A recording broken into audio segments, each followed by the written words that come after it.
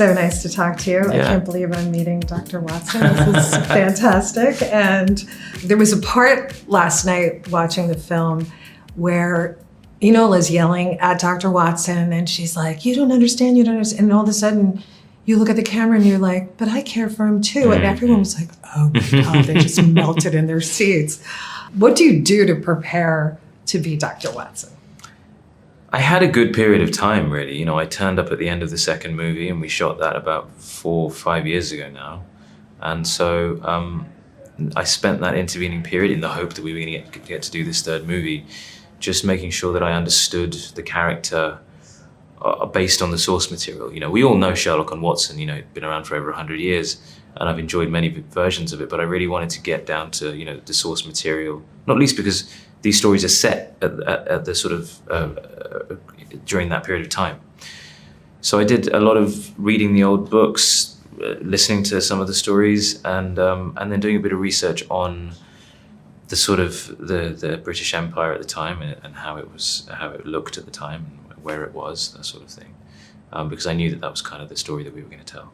Was it hard to come out of that character? I mean, you played so many different characters in your career, but was it hard to come out of Dr. Watson? Did you miss the character when it was Yeah, I mean, you always sort of miss your characters when you spend, and especially for me, just owing to my schedule at the time, we shot everything over 3 weeks. It was a 3-week shoot for me. It was like in and out. Yeah. Wow. So, you know, it was a very intense period that I spent, and then he was kind of gone.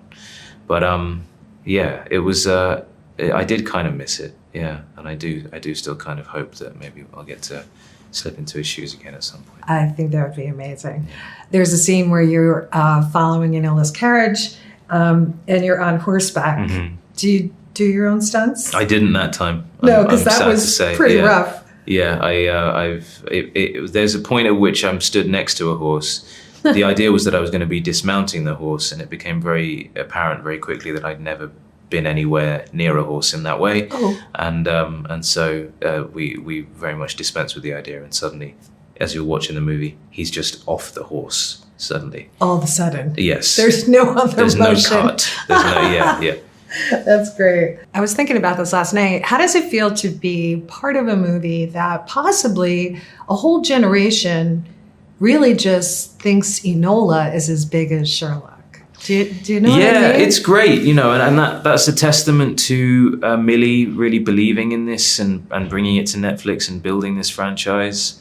But also, you know, to her talent as an actress, to Henry, to Jack Thorne as a writer. Obviously, you know, Harry, who directed the first 2 movies, and I think Philip's done a beautiful job of taking over the reins and really taking this franchise to the next level. I think it's a really great thing for that to be out there, especially just for fans of the stories, for fans of the original books. We honor all of that. It's a different way in. Yeah.